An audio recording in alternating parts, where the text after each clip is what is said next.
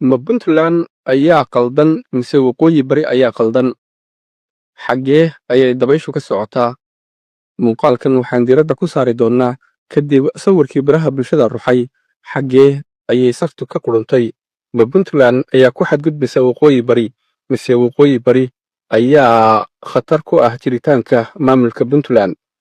Faahfaahinta qodobkan ayaan diiradda saari doonnaa, balse marka hore waxaan idinka codsanayaa soo follow garaysaan page-keena aadan karaama. sidoo kale waxaan idinka codsanayaa muuqaalka sii share garaysan isla markaasna arday ku sii qabataan si uu u gaadho bulsho badan oo Soomaaliyeed. Soo dhawaada saaxiibayaal. Haddaba aan ku bilownay yaa bilaabay dhibaatada? Ma Puntland ayaa bilowday mise waqooyi bari Soomaaliya ayaa bilowday? Sida aan la wada soconno, maamulka Puntland ayaa ugu horreynba waxay heshiis la gaadheen maamulka Somaliland kaasi oo cadow la ah isla markaasna ka soo horjeeda waqooyi bari Soomaaliya. Heshiiskaasi waxa uu si cad u dhigayay waa heshiiskii Nairobi ka dhacay in waqooyi bari aysan jirinba isla markaasna ay halkaasi dhacaan labada maamul ee Puntland iyo Somaliland kana wada shaqayn doonaan cidda danahooda ka hor timaada oo ah waqooyi bari. Xataa wasiirka gaashaandhigga ee maamulka Somaliland oo mar dambe la hadlay BBC-du waxa uu xaqiijiyey in ay kala shireen Puntland sidii ay meesha uga saari lahaayeen waqooyi bari, inkasta oo wasiirka arrimaha gudaha ee wakhtigaasi ninka lagu magacaabo Cabdi Faarax Siciid Juxa uu sheegay in warkaasi uu been yahay. Laakiin sida uu heshiisku dhigayo waxa ay ku dahaadheen qodobkaasi, waxaan ka wada shaqaynaynaa arrimo la xiriira amniga. Labada maamul ee Puntland iyo Somaliland heshiiskaasi waxay ku caddeeyeen sida ay uga soo horjeedaan dhismaha iyo jiritaanka xuquuqda dadka reer waqooyi bari, iyada oo isla heshiiskaasi lagu caddeeyey in dadka reer Somaliland ay xaq u leeyihiin in ay rabitaankooda iyo aayahooda u madax bannaanaadaan. Bal waa su'aale, rabitaanka iyo aayaha reer waqooyi bari maxaa Hargeysa iyo Garowe ku xidhay? Maxay iyaguna sidaasi la mid ah aayahooda ugu madax bannaanaan waayeen? Maxay u diidan tahay Garowe jiritaanka maamulka waqooyi bari? Waa su'aalo muhiim ah oo uusan ka jawaabi karin Deni maadaama uu damaciisu madax maray. Taa oo qura ma aha ee waxaa jira arrimo kale oo ay ugu horreyso faragelin maamulka Puntland gaar ahaanna xukuumadda madaxweyne Siciid Cabdullaahi Deni ay ka samaysay gudaha deegaanada maamulka waqooyi bari.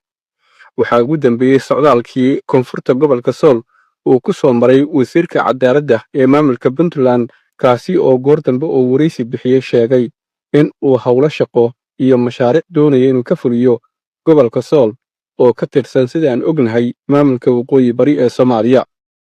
Intaas kuma eeka ee dhanka kalena ciidamo ayay tababar uga furatay deegaanka Fallidhiyaale oo u dhexeeya caasimadda Laascaanood iyo sidoo kale caasimadda Puntland ee Garowe, balse hoos yimaada deegaanada maamulka waqooyi bari.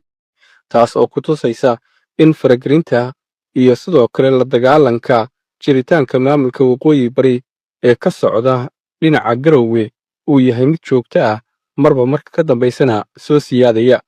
Intaas oo keliya kuma eeka ee Puntland waxaa u sii dheer aflagaadada iyo dafiraadda ay markaasi kula kacayso maamulka waqooyi bari Soomaaliya. Haddii aan eegno dhinaca maamulka waqooyi bari, ma faragelin dhinaca Puntland, sidoo kale aflagaado siyaasadeed uma diro, sidoo kalena inta badan kama jawaabo oo waa uu ka muquurtaa faragelinta iyo sidoo kale aflagaadada siyaasadeed ee ka imaanaysa dhinaca Garowe. Inkasta oo tallaabooyinkii ugu dambeeyey ee ay qaadeen ay muujinayeen in ay soo kartay dhaqanka siyaasadeed ee Garowe ka socda, kaasi oo ku wajahan dhinaca maamulka waqooyi bari ee Soomaaliya. Sawirkan baraha bulshada ruxay ee ay ka soo muuqdeen madaxweynaha jamhuuriyadda, madaxweynaha maamulka waqooyi bari Soomaaliya, taliyaha ciidamada guutada 54 ee ciidamada qaranka Jamhuuriyadda Federaalka Soomaaliya Jimcaale Takar, wasiirka arrimaha gudaha iyo Xasan Shire Abgaal oo ka mid ah mucaaradka Puntland waxa uu dhaliyey buuq badan, waxaana si weyn uga soo jawaabay isla markaasna ka cadhooday xukuumadda Puntland oo afkooda ku hadlayey wasiiru dowlaha wasaaradda warfaafinta oo hore uga mid ahaan jiray maamulka kumeel gaarka ah ee SSC Khaatumo, balse mar dambe u diga rogtay dhinaca Puntland oo go'aanka isaga lagu magacaabay laftigiisa uu ka mid yahay faragelinta ay Puntland ku hayso deegaanada maamulka waqooyi bari. Intaynan u gudbin hadalka ka soo yeedhay dhinaca maamulka Puntland, waqooyi bari miyay ku khaldan tahay inay la shaqayso mucaaradka Puntland kuwaasi oo aqoonsan jiritaanka waqooyi bari? sidoo kalena doonaya in dib loogu noqdo dhismaha maamulka puntland oo ay ka maqan yihiin deegaanada maamulka waqooyi bari ka shaqaynaya mabda'a siyaasadeed islamarkaasna aysan dhibaato ku qabin waqooyi bari soomaaliya.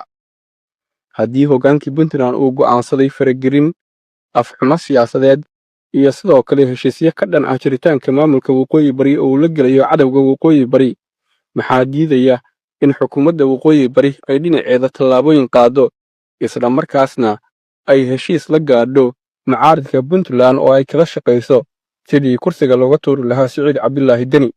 inkasta oo aysan jirin wax faahfaahin oo la socday sawirkaasi ay ka soo wada muuqdeen madaxda qaranka iyo sidoo kale mucaaradka puntland iyo madaxweynaha waqooyi bari.